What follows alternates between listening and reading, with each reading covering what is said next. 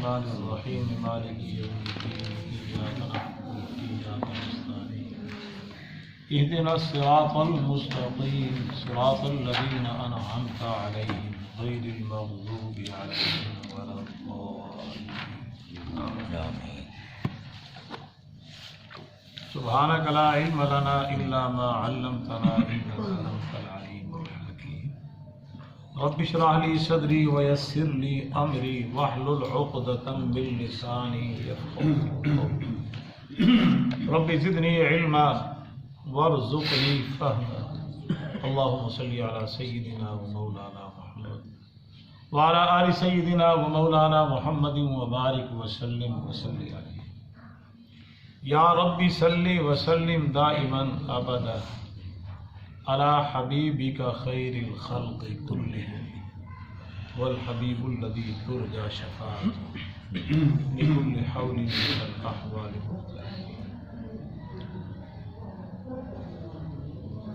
ما ان بدحت محمدا بمقالتی ولكن بدحت مقالتی بمحمد ہزار بار بشویم دہن بمشکو گلاب ہزار بار بشویم دہن بمشکو ہنوز نام تو گفتن کمال بیل تو غنی اظہر دو عالم من فقیر رود محشر گزر آئے من تذیر گر تمہیں بینی حسابم ناگزیر از نگاہ مصطفیٰ پنہا ہو اس زمانے میں معزز تھے مسلمان ہو کر ہم خوار ہوئے تارک بپندار سعدی کے راہ صفا تبا رفت جز بھر کے اے مسلم خدایا بحق کے بنی فاطمہ کہ برقول ایمان کنی خاتمہ اگر دعوتم رد کنی ور قبول منو دست و دامان آل رسول آدمی کا جسم کیا ہے جس میں شہدا ہے جہاں ایک مٹی کی عمارت ایک مٹی کا مکان خون کا گارا لگا اینٹ جس میں ہڈی چند سانسوں پہ کھڑا ہے یہ پیاری حاصل موت کی پرزور آندھی جسم اس سے ٹکرائے گی ٹوٹ کر یہ عمارت بس خاک ہے ارشاد باری تعالی اعوذ باللہ من الشیطان الرجیم میں پناہ مانگتا ہوں اللہ کی شیطان بردو سے شروع کرتا ہوں اللہ کے نام کے ساتھ جو بڑا مہربان بہت تمام تعریفیں اللہ کے لیے جو رب ہے دونوں جہانوں کا اور وہ اللہ رحمان بھی ہے رحیم بھی ہے بڑا مہربان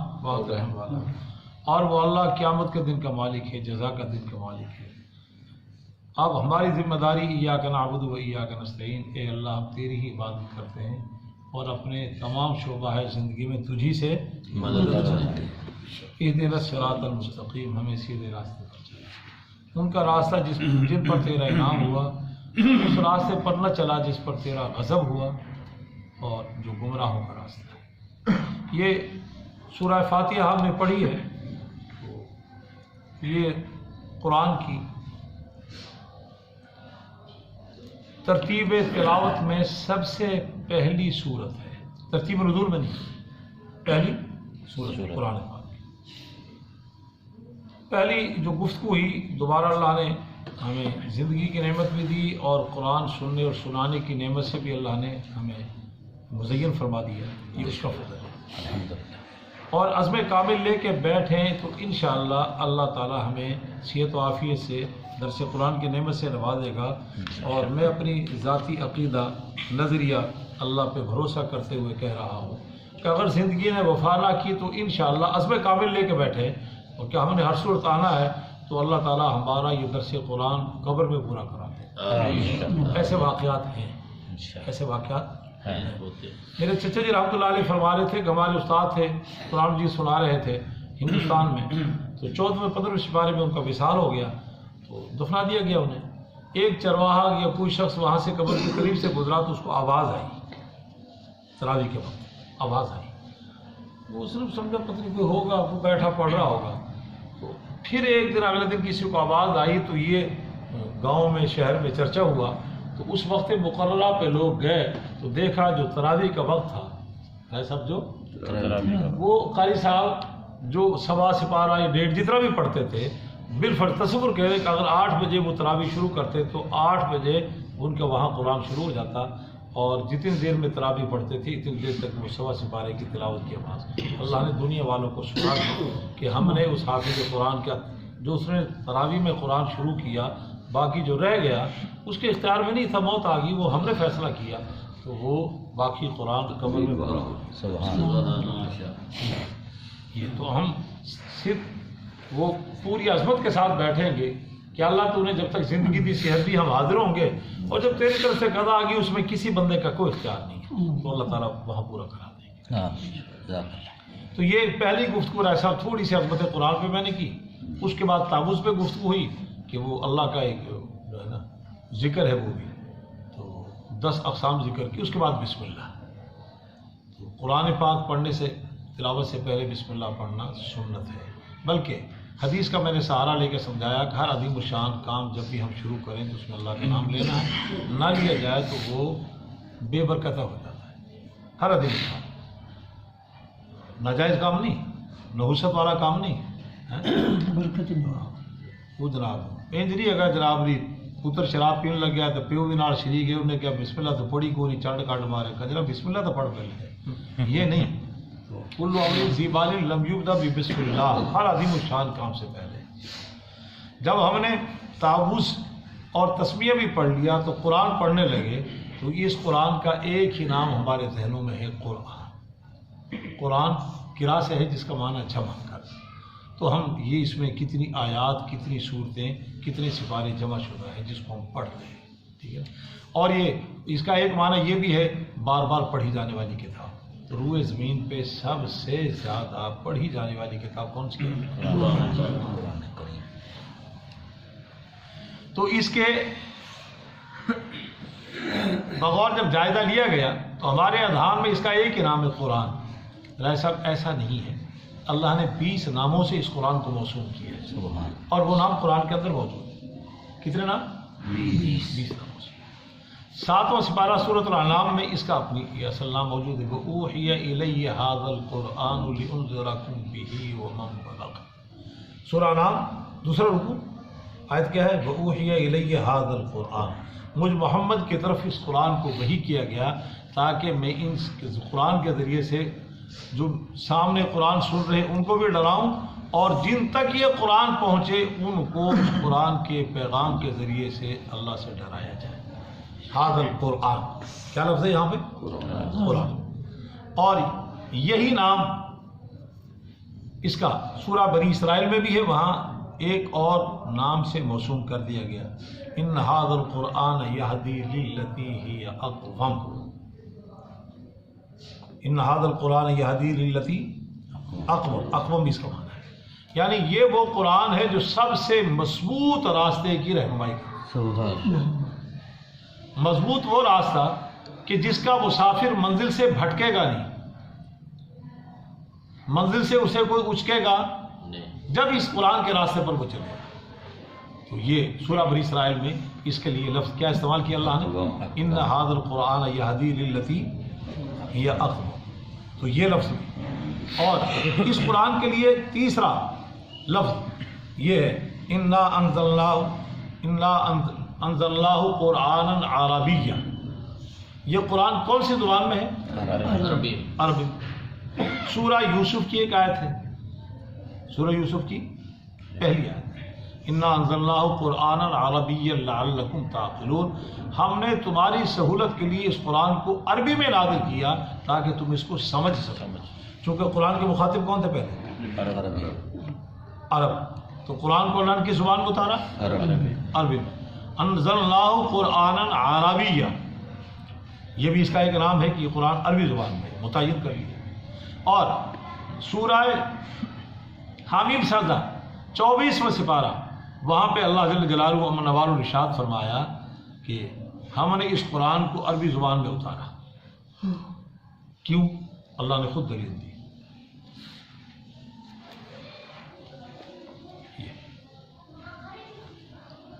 وَلَوْ جَعَلْنَاهُ قُرْآنًا عَجَمِيًّا, اگر ہم اس کو عجمی زبان میں اتارتے, ایسے قرآن کی زبان میں اگر اللہ تعالیٰ فرما رہے ہیں اگر ہم اس کو عجمی زبان میں اتارتے, کسی اور زبان میں عربی کے علاوہ, تو تم کہتے کہ اس کی آیات کی تفصیل ہماری سمجھ میں نہیں آ رہی، تم اس کو نظر انداز کر دیں، اور تم کیا کہتے اعجمی و عربی، عجیب بات ہے، قرآن عجمی زبان میں اور رسول عربی زبان میں، رسول اور کلام میں موافقت اور مطابقت نہیں ہے، تو ہم نے رسول عربی، قرآن بھی کیسا ہے عربی، انا انزلناہ قرآن عربی ہے، اور اس کا معنی تذکرہ بھی ہے۔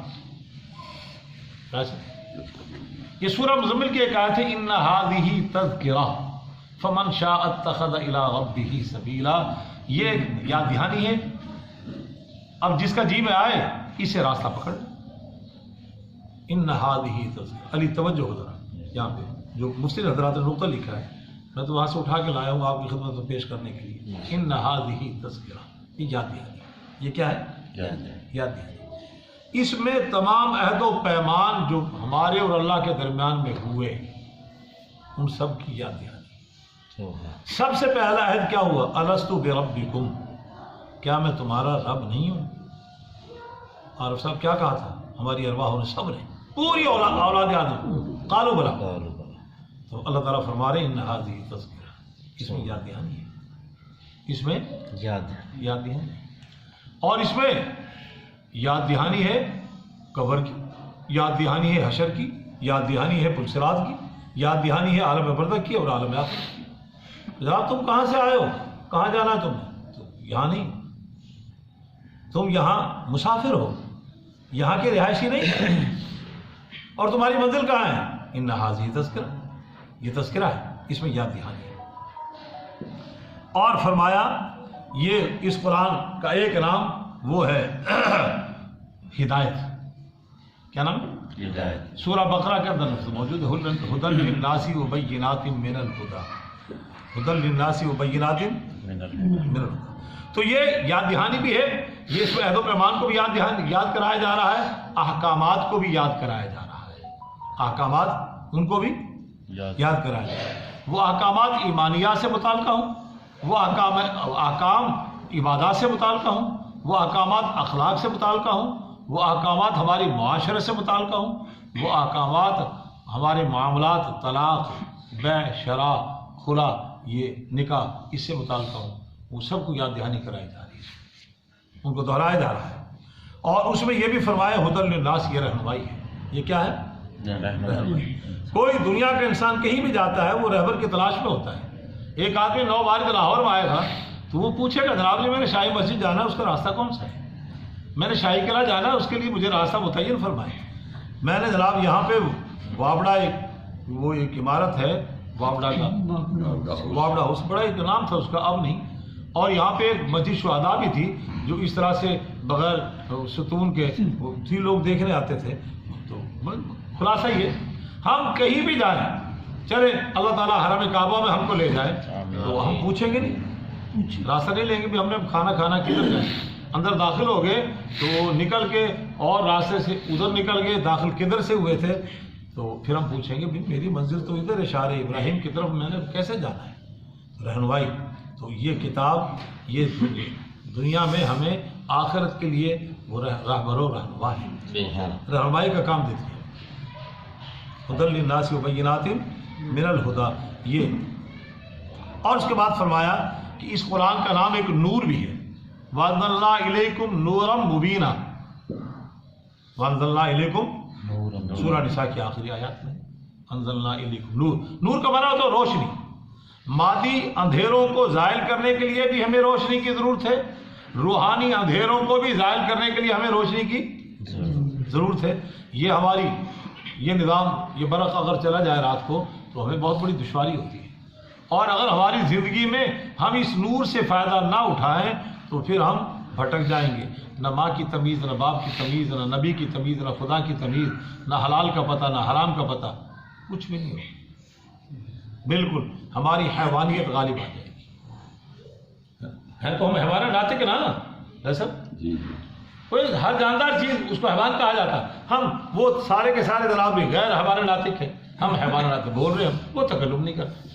تو ہمیں مادی روشنی ہماری بنیادی ضرورت ہے، تو قرآن ہمیں یہ روحانی روشنی عطا فرماتا،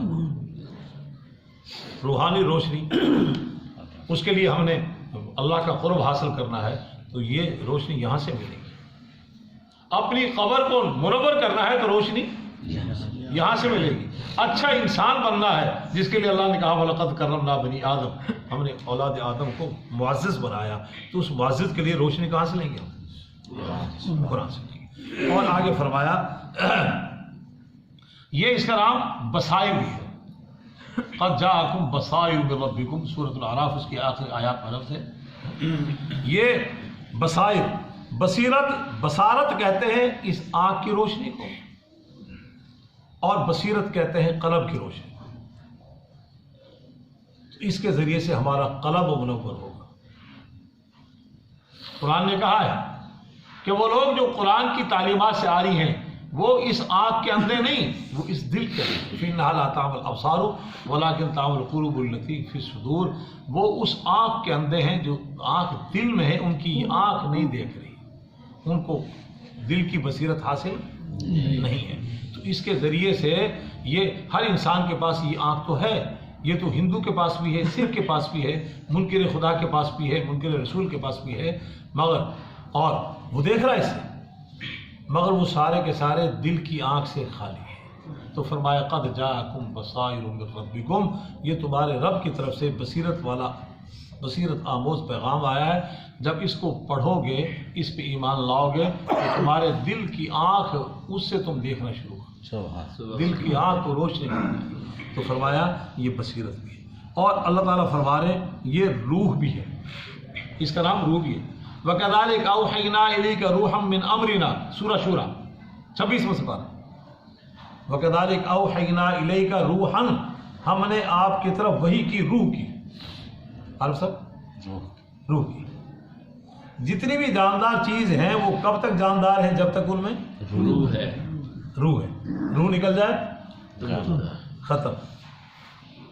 تو اس پوری کائنات کی روح قرآن ہے. اللہ کا نام یہ ہمیں سکھا رہی ہے. حدیث کے الفاظ تو یہ ہیں کہ لا تقوم الساعة حتى يقال في الارض اللہ اللہ. قیامت اس وقت تک قائم نہیں ہوگی جب تک ایک بھی اللہ اللہ کہنے والا ہے، ایک بھی اللہ اللہ کہنے والا ہے. تو اللہ اللہ کہنے والا وہی تو ہوگا جو اس قرآن کو مانتا ہے، جو اس قرآن کو پڑھتا ہے، وہی تو اللہ کہہ رہا ہے.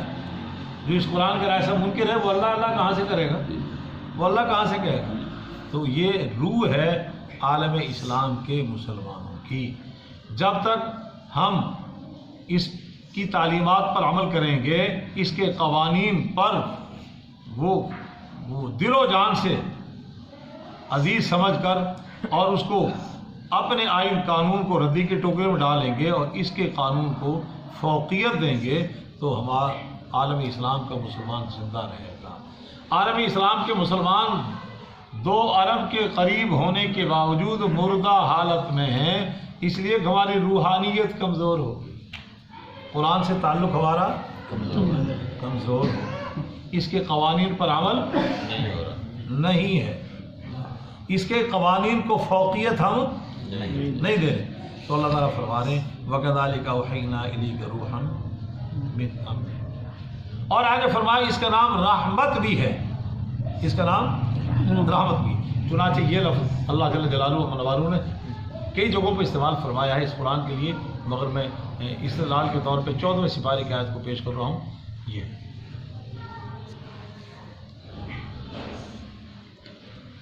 وَنَزَّلْنَا عَلَيْكَ الْكِتَابَ وَهُدًى وَرَحْمَةً وَبُشْرَىٰ لِلْمُؤْمِنِينَ. ہم نے اس کتاب کو اتارا، یہ ہر چیز کے لیے ہدایت بھی ہے اور رحمت بھی ہے. کیا ہے؟ رحمت. اس کو اگر پڑھیں گے ہم تو رحمتوں کا نزول ہے. اس پر عمل کریں گے تو معاشرے کے اندر مودت اور رحمت کا تعلق قائم ہو جائے گا. اور اگر اس کے قوانین پر عمل نہیں کریں گے تو پھر مسلمان باوجود کہ قرآن پہ ایمان ہے، ہمارے اعمال میں، ہمارے طرز زندگی میں درندگیت آ جائے گی جو اب اس وقت معاشرے میں چل رہا ہے. تو اللہ جل جلالہ امن والوں نے اس کو رحمت بھی قرار دیا. یہ ہر چیز کے لیے ہدایت بھی ہے اور رحمت بھی ہے. تو یہ وہ الفاظ وہ ہیں جو اللہ جل جلالہ امن والوں نے خود قرآن پاک میں استعمال فرمایا اور فرمایا یہ شفا بھی ہے. یہ کیا ہے؟ شفا کا، اس کا نام وَنُنَزِّلُ مِنَ الْقُرْآنِ مَا هُوَ شِفَاءٌ وَرَحْمَةٌ لِّلْمُؤْمِنِينَ، سورہ بنی اسرائیل میں فرمایا جس طرح جسمانی امراض ہیں تو اس کی شفا یابی کے لیے ہم ادویات کو استعمال کرتے ہیں، ہزاروں بیماریاں ہیں، ہزاروں قسم کے امراض ہیں، اور اس کی شفا کے لیے ہم نظام کو حرکت میں لاتے ہیں، اسی طرح جس طرح یہ ڈھانچہ جسم بیمار ہوتا ہے ہماری روح بھی بیمار ہے، اس کی صحت یابی کے لیے اللہ نے قرآن کو اتارا ہے وَنُنَزِّلُ مِنَ الْقُرْآنِ مَا هُوَ شِفَاءٌ، ہم روح بیمار ہو جائے تو اس کے لیے ہم کیا کریں گے؟ قرآن کو پڑھیں گے، نماز ادا کریں گے، قرآنی تعلیمات پر عمل کریں گے، زکوٰۃ دیں گے، روزہ رکھیں گے۔ تو فرمایا، اور ایک روایت میں ارشاد فرمایا علیکم بالشفاء، تم اپنے ذمے 2 شفاؤں کو لازم پکڑو۔ کتنی شفا؟ 2، ایک شہد اور ایک قرآن۔ شہد کے ذریعے سے بھی شفا حاصل ہوتی ہے، یہ ابن ماجہ اور ترمذی شریف کے اندر روایت موجود ہے، علیکم بالشفاءین، اپنے ذمے 2 شفاؤں کو لازم پکڑو۔ شہد کا استعمال جسمانی بیماریوں کے لیے شفا ہے، اور قرآن کا پڑھنا، قرآن پہ عمل کرنا، یہ روحانی امراض کے لیے شفا کا ذریعہ ہے۔ اور اللہ جل جلالہ و منواروں نے وہ جو شہد کی مکھی ہے اس کے پیٹ کے اندر وہ شہد کو جمع کیا، اور وہ پھلوں پہ، پھولوں پہ بیٹھتی ہے، پاکیزہ گندی جگہ پہ نہیں بیٹھتی۔ اور جو جانوروں کے ماہرین ہیں انہوں نے لکھا ہے، صاحب بڑا عجیب نظام ہے، ان مکھیوں کی ایک ملکہ ہوتی ہے، اگر مکھی غلطی سے کہیں بیٹھ جائے تو اس کو اطلاع ملے تو پورا عدالت نظام حرکت میں آتا ہے، ملکہ پھر دلائل سے ثابت ہو جائے یہ مکھی گندی جگہ پہ بیٹھی ہے تو پھر اس کو سزا موت دے کے اس کا سر قلم کرا دیتے ہیں۔ اور ماہرین نے لکھا ہے دلیل کے طور پہ جہاں مکھا ہوتا ہے وہاں مکھی کی لاشیں نیچے پڑی ہوتی ہیں، یہ وہی ملکہ کی طرف سے سزا یافتہ ہوتی ہے۔ عربی زبان میں اس کو، عام ہماری زبان میں کہتے ہیں اس کو جناب علی سردارہ مکھی، اور عربی میں اس کو کہتے ہیں یعصوب، بربدن یعقوب، یعصوب اس ملکہ کا نام ہے، وہ باقاعدہ عدالت لگاتی ہے۔ اور ہندوستان کی سرزمین پر ایک دور تھا جب جہیز میں بڑے بڑے نواب اس یعصوب کو بڑی خوبصورت ڈبیا میں بند کر کے دیتے تھے، وہ جہاں ہوگی اس کی حکمرانی ہوتی ہے، وہیں پہ ساری مکھیاں جمع ہو جائیں گی، وہ شہد لگ جائے گی، اس کا آرڈر چلتا ہوں سب، وہ ایک مکھی شہد۔ یہ جہیز میں کبھی دیا کرتے تھے ہندوستان کے جناب علی نے، بڑے بڑے جاگیردار سرمایہ دار، ایسا پڑھا ہے کسی کتاب میں؟ یہ تو یہ قرآن شفا بھی ہے اور یہ موعظت بھی ہے، قد جاءتکم موعظۃ من ربکم، یہ نصیحت بھرا پیغام تمہارے رب کی طرف سے تمہارے پاس آیا ہے۔ اور نصیحت کسے کہتے ہیں؟ شاہ اللہ محدث دہلوی رحمۃ اللہ علیہ فرماتے ہیں نصیحت کا مفہوم وہ ہے جو قلم سے تاریکی، وہ کلمات، وہ الفاظ جن کے ذریعے سے قلم کی تاریکی زائل ہو کر قلم میں روشنی پیدا ہوتی ہے، نصیحت اس کو۔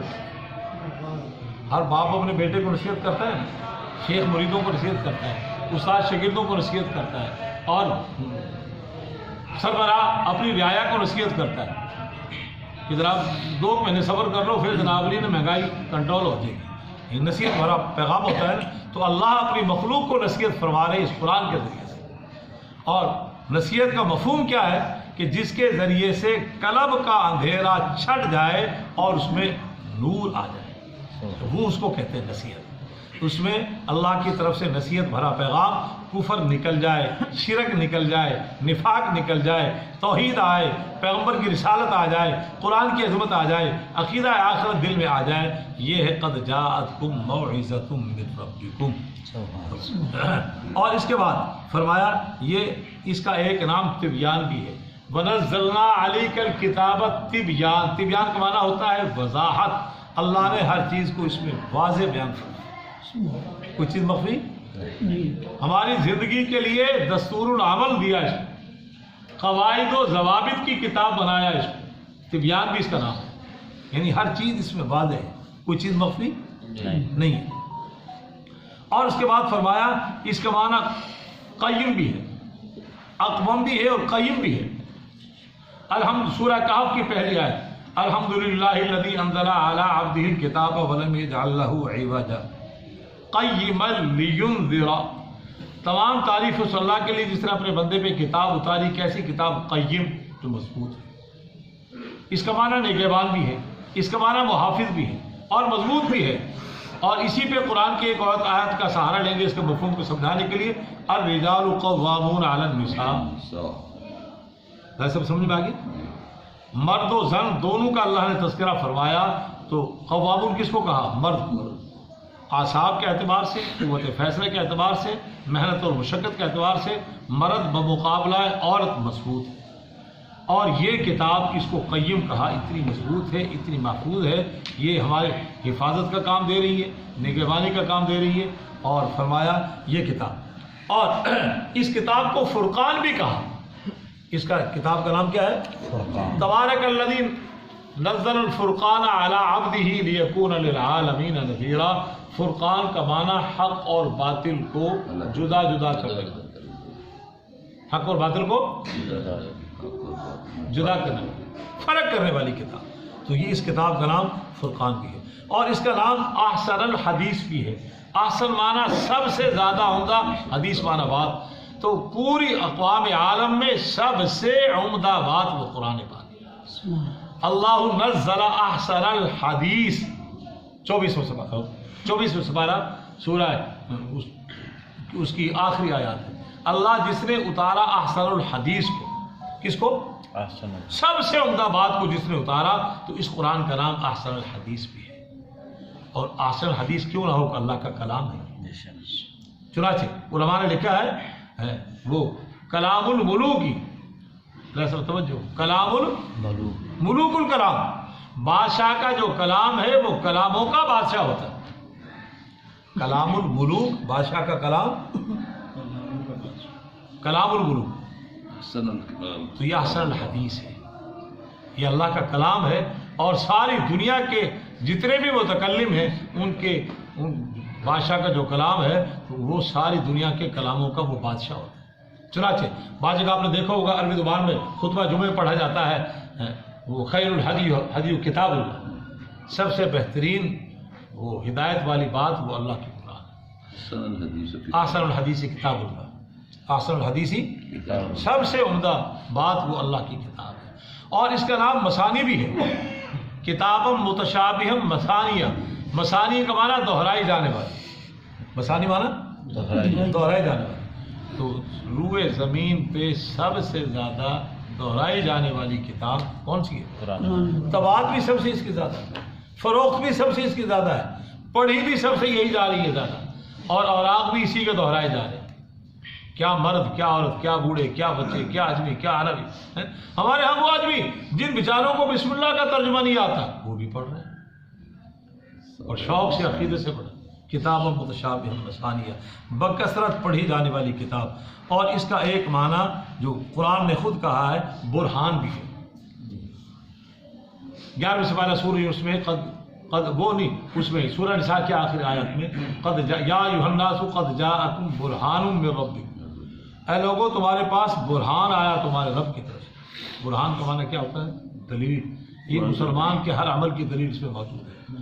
نماز کیوں پڑھتے ہو؟ قرآن میں ہے. روزہ کیوں رکھتے ہو؟ قرآن میں ہے.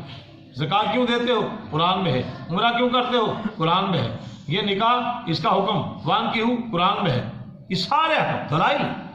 قد جاءکم برہان، یہ دلیل ہے تمہارے رب کی طرف سے. اور فرمایا یہ اس کا معنی 20واں نام اس کا وہ ہے 19 الکتاب. ذالک الکتاب لا ریب فیہ، یہ وہ کتاب جس میں شک کی گنجائش. الف لام را تلک آیات الکتاب وقرآن مبین، سورہ ہجر کی پہلی آیت. الف لام را تلک آیات الکتاب. تو یہ کتاب ہے. دنیا میں 20 مضامین کی رائے صاحب کتابیں ہیں. ریاضی کی کتاب ہے، انگلش کی کتاب ہے، سائنس کی کتاب ہے، جغرافیہ کی کتاب ہے، وہ بھی کتابیں ہیں. مگر وہ ایسی کتاب ہے جن میں نقائص ہیں، وہ نقائص اور عیوب سے منزہ، پاک نہیں ہے. کوئی نہیں کہہ سکتا اس میں غلطی نہیں. غلطیاں ہیں. بسا اوقات مصنف کہتا ہے خود مجھ سے غلطی ہوگی، آئندہ کے ایڈیشن میں اس کی غلطی کا وہ ساتھ لکھ دیتا ہے کہ غلطی نامہ، یہ مجھ سے غلطی ہوئی اس میں. سب ایسی کتابیں نظر سے گزری ہیں جہاں مصنف نے خود غلطی کو مانا ہو، مگر یہ ایسی کتاب ہے جو تمام قسم کے نقائص اور عیوب سے پاک ہے، اس میں کوئی عیب نہیں، مضامین میں کہیں پر بھی کوئی ایسا عیب نہیں ہے۔ اور اس کتاب کا 20واں نام ہے ذکر۔ 20واں نام کیا ہے؟ ذکر، وہ بھی اس کے اندر موجود ہے۔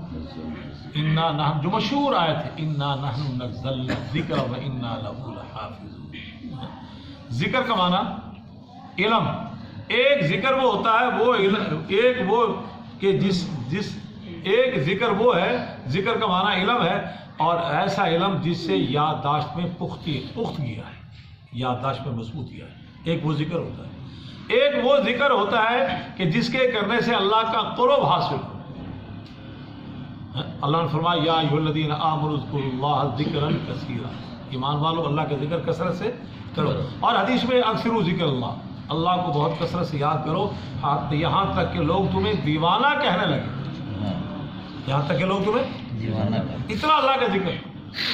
چنانچہ ایک صحابی کا بڑا مشہور واقعہ ہے، وہ چلتے پھرتے اٹھتے بیٹھتے ہر وقت ذکر کرتے تھے، اور ان کا جب وصال ہوا تو نبی علیہ الصلوۃ والسلام نے قبر مبارک میں خود پاؤں رکھے اور ان کے جسد خاکی، جسد اطہر کو اپنے ہاتھوں سے قبر میں اتارا، اور جب اتار رہے تھے تو ابو بکر و عمر کی آنکھوں میں پورنم تھی، فرما رہے تھے کاش یہ مقدر ہمارا ہوتا کہ اللہ کے نبی ہمارے جسم کو قبر میں، کتنا مقدر والا یہ وہ صحابی رسول۔ تو فرمایا یہ اس کا معنی یہاں ذکر، یہ وہ بمعنی علم بھی ہے، بمعنی یاد بھی ہے، اور ہم نے اس قرآن کو اتارا، اس ذکر کو اتارا، اور ہم ہی اس کے محافظ۔ تو یہ قرآن کے اندر ہی استعمال ہونے والے ہمارے علم میں اضافہ ہو۔ قرآن کا ایک ہی نام نہیں ہے، جس نام کو بھی دیکھا جائے اور اس کے اندر وہ علم کے وہ ندی نالے نہیں، سمندر کھلنے شروع ہو جائے۔ تو ہم نے اس ذکر کو اتارا اور ہم اس کے محافظ ہیں۔ اور اب جہاں تک محافظت کا مسئلہ ہے، 6 سال کے بچے سے لے کے وہ 90 سال تک کے عمر کے لوگ اس کے حافظ ہیں، اور اس کی حفاظت کا بھی اللہ نے خود ذمہ لیا۔ 1 کروڑ سے زیادہ تعداد حفاظ کی پاکستان میں ہے، پوری دنیا کا مجھے اندازہ نہیں، اب خود اندازہ لگا۔ ویسے الحمدللہ یہ اعزاز پاکستان کو ہے کہ سب سے زیادہ حفاظ کی تعداد پاکستان ہے، سب سے زیادہ اس کے وہ حفاظت کے ذرائع میں جو اللہ نے سینوں کو استعمال کیا مدارس کی شکل میں، ان کا وجود بھی پاکستان کا ذرائع ہے۔ ہاں 6 سال کے بچے کیا، آپ لوگ بچیے 6 سال کی، وہ اس کی حافظ نظر آ رہی ہے۔ اور پچھلے دنوں رائے صاحب نے ہی مجھے بتلایا، وہ رائے صاحب کے ذہن میں ہوگا کہ وہ ہمارے قاری یعقوب صاحب دامت برکاتہ کے بیٹے، انہوں نے عجیب انداز پہ شاگردوں پہ محنت کی اور ان کو وہ حرم کعبہ میں خصوصی اعزاز دیا گیا، اور یہ منفرد اعزاز بھی پاکستان کا کہ ان کی تلامذہ سے یہ سوال کرو فوراً بتائیں گے کہ قرآن کا صفحہ کون سا ہے، سپارہ کون سا ہے، اس پر یہ ایسی کتاب ہے، اس کو ایسے بھی ترتیب سے پڑھنے والے حفاظ دنیا میں ہیں، اور ایسے بھی ہیں